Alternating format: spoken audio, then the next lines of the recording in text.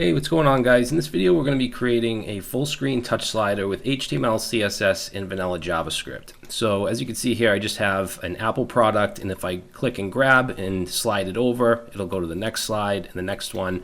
Now it works in the browser with mouse events, but it also works with touch events. So if you're on a mobile device and you take your finger and swipe, it's going to do the same thing, and we can kind of mimic that using the device tab in the Chrome DevTools. All right, and you can use whatever device you want. iPhone X doesn't have the Chrome around it, that's why I'm using the 678. But you can test it on different devices. So Galaxy, so it's going to work the same way. All right, now I want to give credit to Will Adams, who is actually a friend of mine. He helps out a lot with my Udemy Q&A on my Udemy courses, and he created this, so I'm going to put his GitHub repo in the description. I did change up the CSS and the images and stuff. You can see he has a demo here, and it actually features his own custom knives that he makes. So I'm going to put his website in the description. Really cool stuff. And he also has a React component that is based on that as well, which you can check out. I'll have that link in the description. You can install it with NPM, and you can use it really easily. I might even use this in a separate project. So let's go ahead and jump into VS Code, and I already have my files created, just an index.html. I have a style.css. I'm just bringing in the Open Sans font, and then a script.js, which is empty. And then of course my images, which you can get these from the Codepen description. I'm sorry, the Codepen link in the description. I'll have this exact project as well if you want those images. So let's start off with the HTML, and this is going to be really simple. We'll use Emmet to generate a boilerplate, so just exclamation enter. And then for the title, we'll say touch slider. And let's add a link to our style sheet.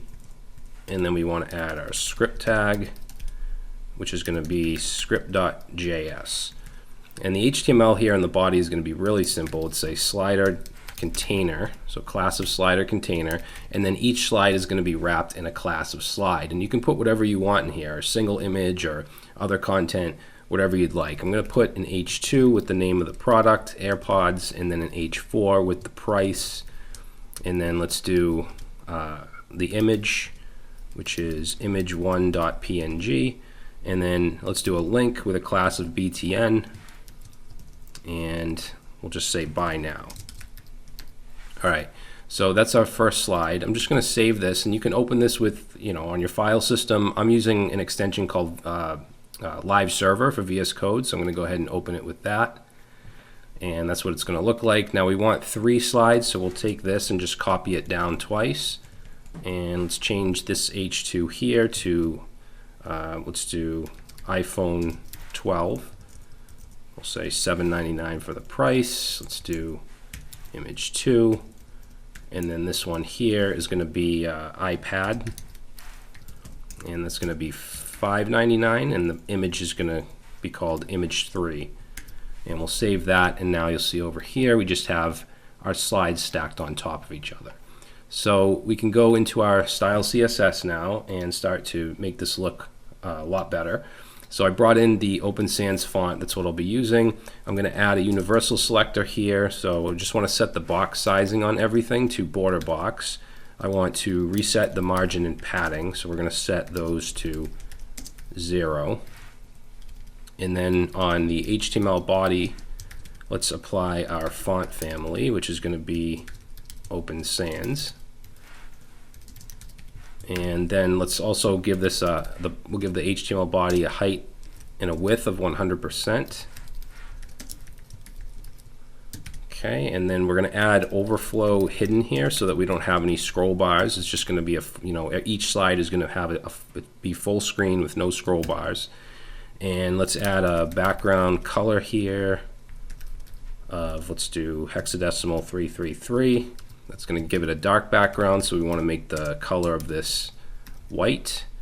And then I'm also just going to add a line height of 1.7. All right, now the next thing we want to style is the slider container. So let's do that. So slider container, this is going to have a height of 100 VH, which is viewport height. So it's going to take up the whole height of the browser. And then let's display this as inline flex. So if I save that, all the slides are now going to be in a horizontal row. In fact, if I uncomment my overflow hidden here, so we have some scroll bars, you'll see that now they're all side by side. Okay, and that's what we want. So let's uncomment that. I'm also going to add overflow hidden here as well. And then we want to add a transform translate value. So transform, we want to translate on the x-axis, so translate x, and that's going to be 0 by default, but this is the property that we're going to be animating when we get into our JavaScript. Basically, we want to have some events, mouse events as well as touch events for mobile that will manipulate this. You'll see if I put in here like 200 pixels, that'll push it over to the right 200 pixels. If you want to go to the left, it would be a negative. So that will push it to the left 200 pixels. But that's going to start at 0, and then it's going to be dynamic later on. We also want it to have a transition. So we want to add transition on the transform property. We'll do 0.3 seconds, and let's do ease out. Okay, so that'll make it have a nice, smooth slide transition. And then the last thing I want to have here is just the cursor, which I'm going to make into grab, which is an open hand. So when we hover over it, it's an open hand. Later on, when we have our events, when we have our, when we mouse down, we're going to change this to grabbing, which you'll see is a closed fist, but we want to set it to grab by default. All right, so now for the individual slides. So for the individual slides, let's set a max height of, we'll do 100 VH, 100 viewport heights, and then we're going to set a width of 100 viewport widths. We want this to take up the entire page, and then we're going to display as flexbox so that we can align everything. Now as soon as I say display flex, you'll see that the two headings in the image and the link are all now in a row, and I don't want that. Each slide, the content should be going in a column, so we're going to set the flex direction to column instead of row. All right, the next thing we want to do is align our items. So let's say align items center. I know that image is kind of big right now. We'll fix that in a minute. And let's also justify content to the center. So it's going to be centered both horizontally and vertically. And then we'll just add a little bit of padding. We'll do 1 rem. And then I'm also going to add, I'm going to take away the select, because you'll see, I don't want this to happen. If we accidentally, slide from up here and do that, I don't want that to select. So I'm going to set user select to none. And you could do this just on the image, but I'm just going to do it to the whole slide itself. All right, now for the image, let's say class slide image, and I'm going to set a max width. So we want it to just take up 100% of its container, so it's going to get smaller. And then let's set a max height. If we do 100%, I think it's going to be too big if we make this bigger. I mean, I guess that's okay. Let's try 80. 80, I think, yeah. Well, I think I had it at 60 to begin with, like that. It's kind of small, but yeah, we'll stick with 60. If you want to change it to 80, make the image a little bigger, that's fine, but I think that that's good. All right, let's see, let's make that smaller. And just to see how it looks on mobile so far, we can open up our dev tools here and just hit this device icon, and it'll show you what it looks like on a device. Of course, you can change that device if you want. Next thing, let's do the headings. So we have our slide H2. And I'm just going to set the font size to be a bit bigger. Let's do 2.5 rem. And let's add a little bit of margin bottom just to move the price down a little. We'll do 0.5 rem. And then for the H4, let's say slide H4, and the font size, we're going to make that 1.3 rem. Good. Now for the button, or the link, which we want to format as a button, we have a class of BTN, and we're going to set the background color to 444, which is a bit brighter than the body background. Set the text color to white. Set the text decoration to none, get rid of that underline. Padding, we'll do 1 rem top and bottom and 1.5 rem on the sides. And I think that should do it as far as the button. The last thing I want to do is add the grabbing class, which we're not going to apply that by default, but when we click down later on, we're going to apply this class and just change the cursor to grabbing. And then I also want to scale the image down just a little bit. So we'll say when we have the grabbing class on the slider container, we want to take the slide image and we want to transform and scale that down to 1 is the default. We're going to do 0.9. So it just gets scaled down a little bit. And if we manually add that class here on the slider container, you'll see that it gets scaled down and our cursor is now the grabbing. So that'll happen when we click our mouse down. All right, so yeah, we should be good as far as the CSS goes. So now let's jump into our JavaScript, the fun part. And I'm going to start off here by bringing in the slider itself. So we'll say document.query selector, and we want to select this by the class of slider container. And then we'll just put a comma here because I also want to get slides. Now we're going to use document, I don't know what that is. We're going to use document.query selector all here because there's more than one slide. Remember, that's the class of slide. And query selector all returns what's called a node list, and it's similar to an array. What we're going to do is wrap this in array dot from, and just make sure we add that ending parentheses. So array dot from will just take an array-like object such as a DOM list and just turn it into an array or from an iterable object. So that's what we're doing here. Now we have this slides array, and that's going to represent each slide that we have. And it doesn't matter how many. We could have, we have 3, but we could have 2 or we could have 20. So that will put that in that variable. Now I'm going to set some global values here, some global variables. This is basically our state. The first one is going to be is dragging, which will be a Boolean. It's going to be false by default. And that's going to represent if we have our finger on it on a mobile device or if we have our mouse clicked down in the browser. And that's going to be set to false. Let's have our start position. So that's going to be wherever we click in the browser or wherever we put our finger on the mobile device. Then we want the current translate, which is going to be 0. So current translate is that basically means the value that we want for, where is it? This right here, translate X. So this value here, it's going to be the current, and then we want the previous value for that. So previous translate is also going to be 0. We're going to have something called an animation ID, set that to 0. So when we do our animation, we're going to use something called a request animation frame, which is it's a method on the window object, and that actually returns a specific ID that we can use to cancel the request frame.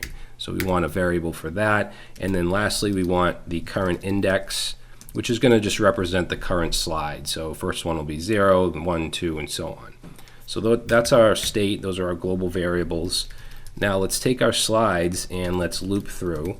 So for each, in here we want to set another pair of parentheses, and this is going to be a function. So for each one, we're going to call it slide, and then we also want the index of that particular iteration, that particular slide.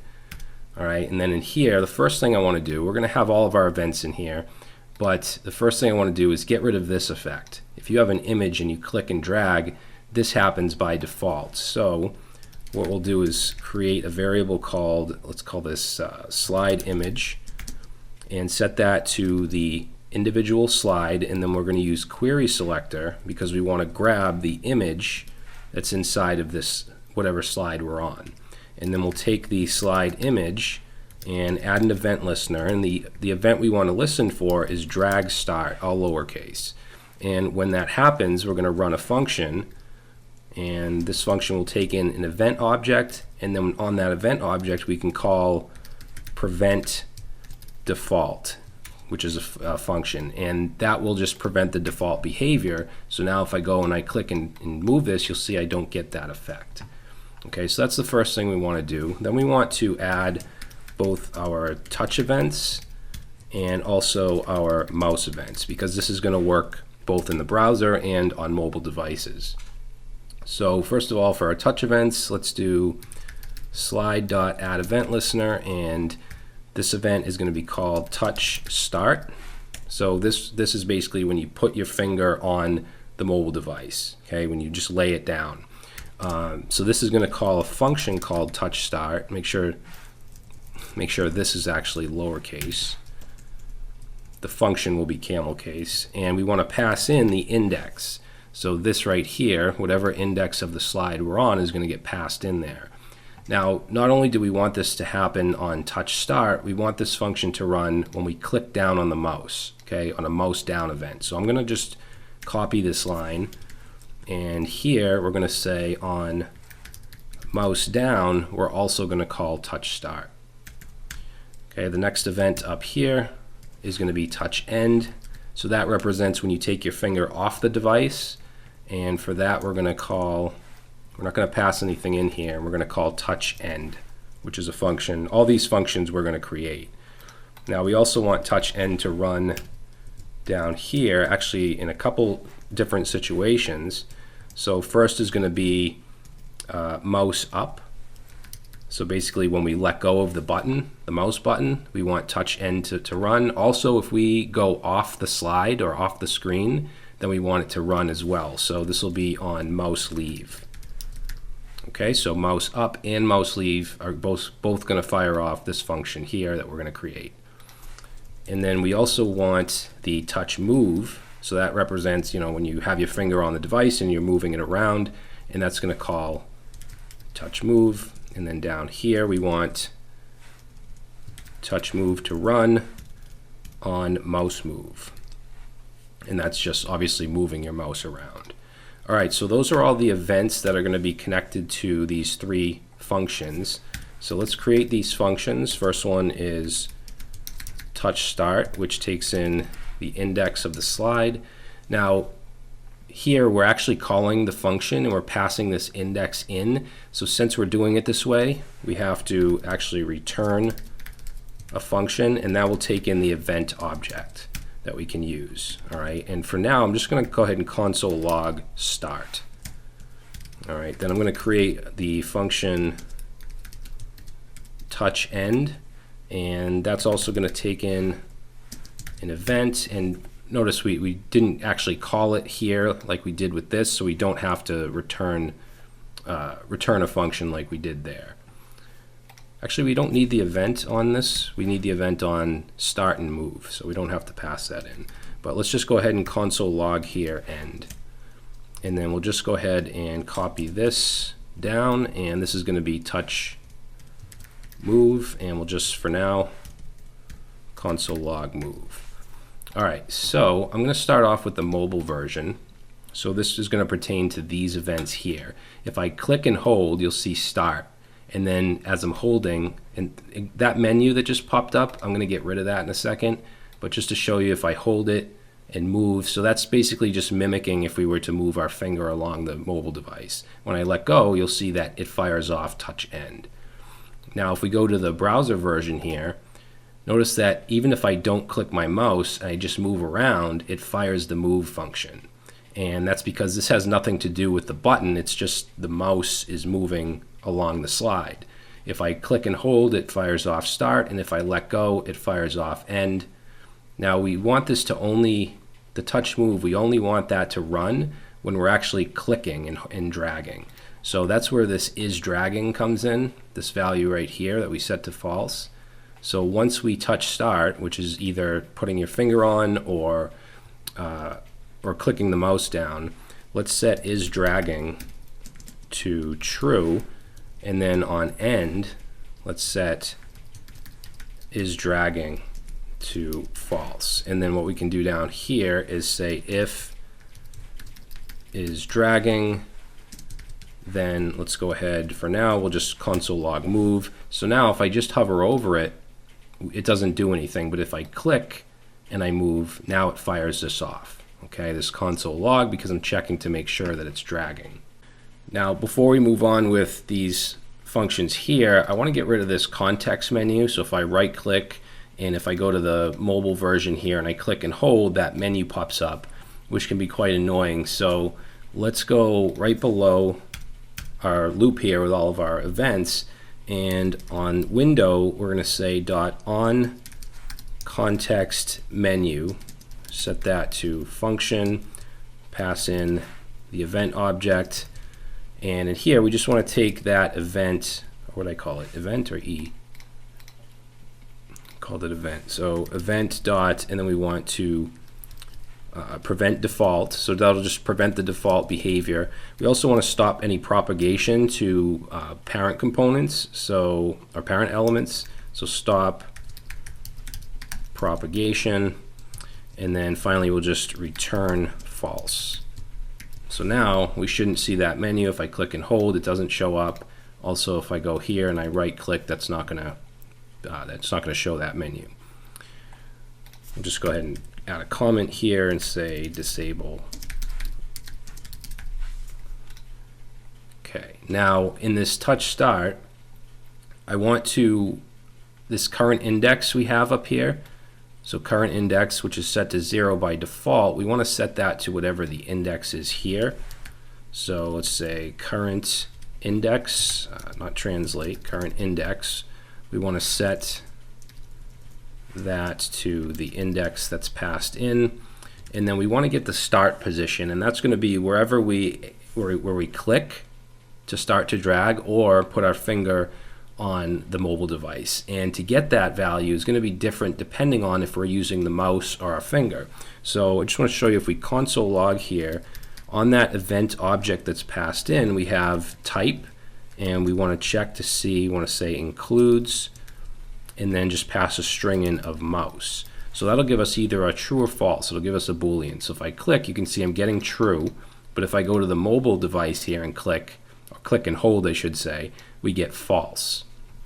So what we'll do is our start position, which is set to 0 above, is going to depend on this, or I should say the way we get it is going to depend on that.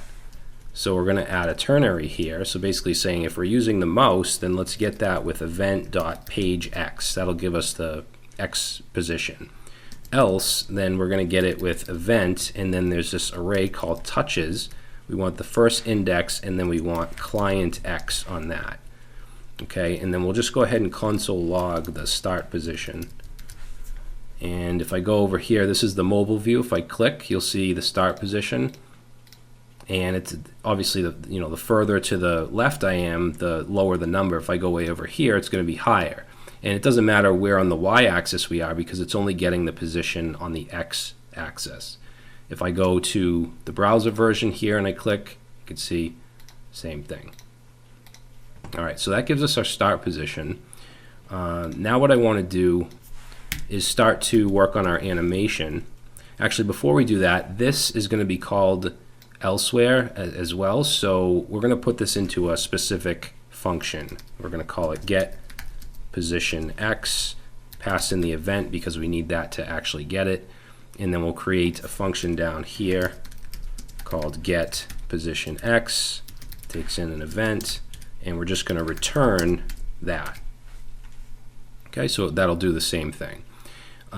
Now for the animation, we're going to be using something called request animation frame, and basically what that does is it tells the browser that we want to perform an animation, and also request a call to a specific function to update that animation before the next repaint.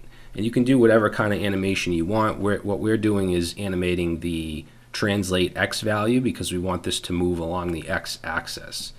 All right, now it actually returns an ID that we're going to set to animation ID, and we can use that later on to end the animation frame in touch end. So we're going to set this to request animation frame, and the way it works is it takes in a function, and in that function, which I'm just calling animation, we have to call this again to basically to keep animating.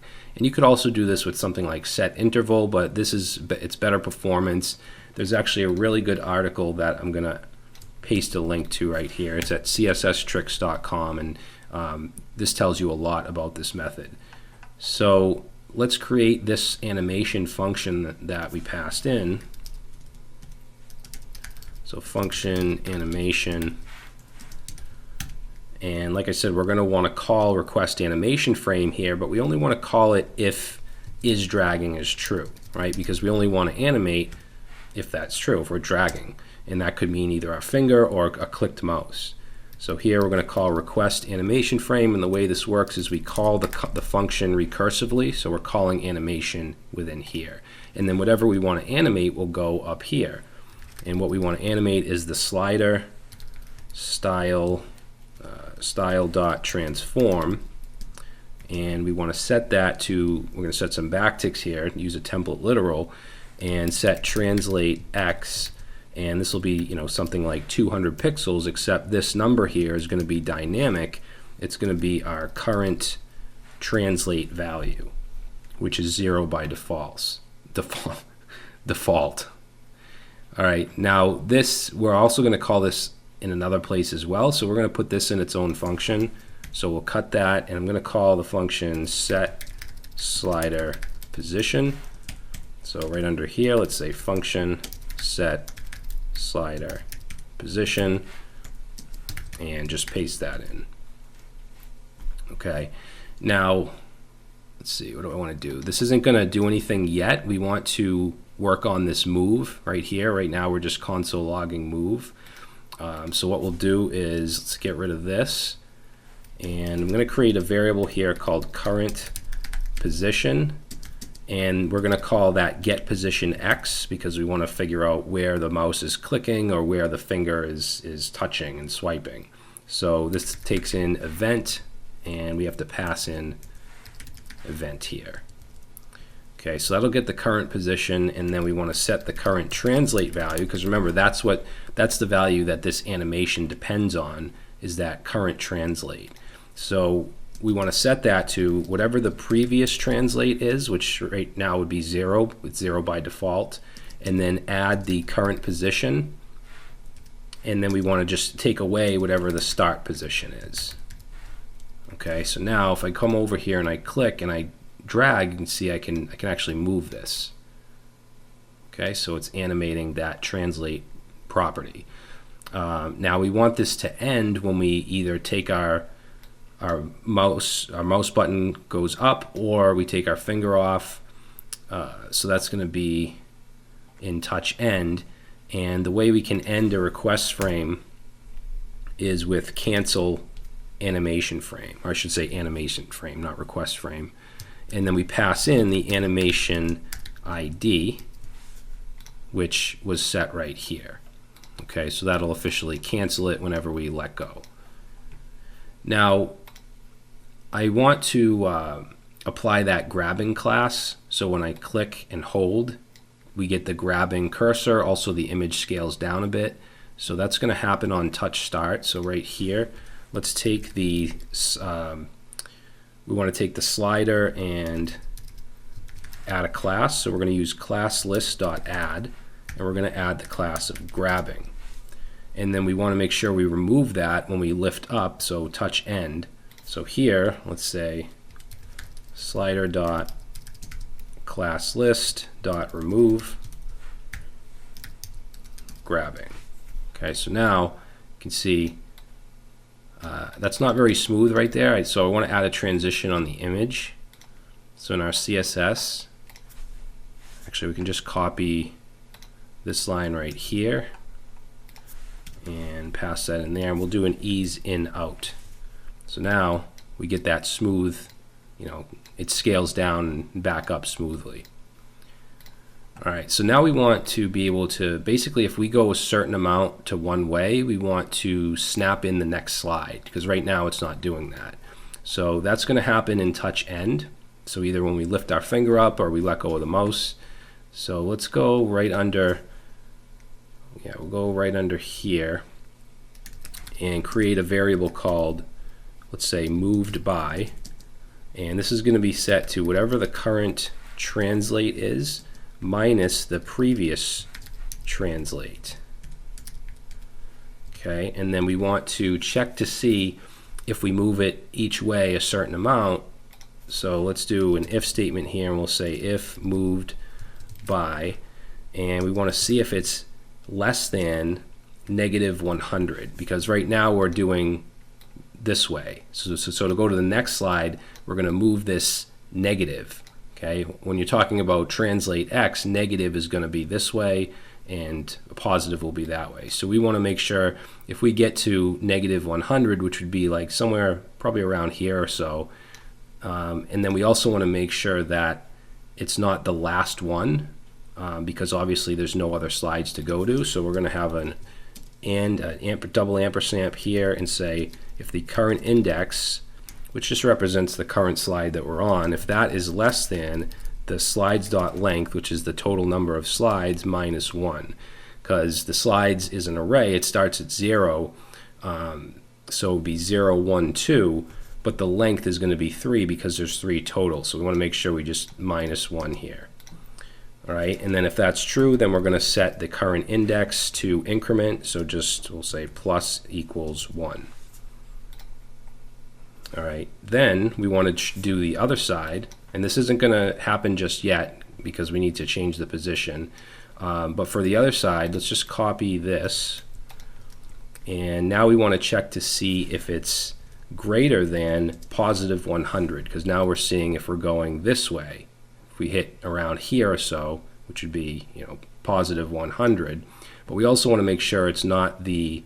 So if we're going this way, we want to make sure it's not the first one, right? Because there's no slides over here on this side.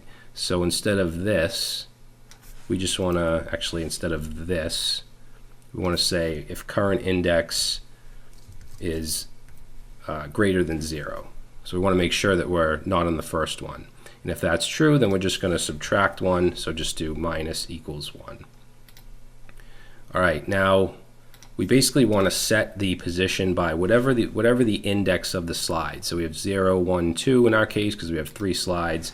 So we're going to have a function here called set position by index. And let's go down here and we're going to create that. So function set position by index. And we're going to set the current translate property because that's what is being passed in here. And we're going to set that to whatever the current index is, which will be either, in our case, 0, 1, or 2, because we have 3 slides. And then we want to multiply that by the window dot inner width, but we want this to be the negative because the slides are over here. That means that this stuff is going to go this way, so it's negative. Okay, so we're basically just shifting each slide. We have 3, and each one takes up the full screen, so we're just shifting it. Okay, whatever the inner width is. So it doesn't matter if your browser is stretched out all the way, or if you're on a small mobile device. Then we just want to set the previous translate to whatever the current translate is. Oops, current translate. Okay, and then we're going to call set slider position, which is going to just run this again. Okay, so it's just going to run that. Make sure we put our parentheses there. And let's save that. And then if I go, so if I go just a little bit over and let go, it does nothing. But if I go, less than negative 100, it's going to shift this amount right here, the entire inner width of the window, and show the next slide. Same thing if I go this way. And if I go off the screen, it'll do that as well because we're calling touch end on mouse leave. So if we leave the slide or the screen, it'll shift over as well. All right, now on mobile, let's make sure that works. So this just kind of mimics if you were to touch it with your finger. Okay, we can't go over any more because there's only 3 slides. We can't go over any more. Good. So that's pretty much it. And I think this is a cool little project. Hopefully you learned something from it. If you're an advanced JavaScript developer, you probably knew all this, but it's a fun little project anyway. If you're new to JavaScript and a lot of this didn't make sense, don't worry about it. Some of this stuff can be really confusing, especially when you're calling functions recursively and stuff like that. But hopefully you enjoyed it, guys. I really appreciate you watching, and I'll see you next time.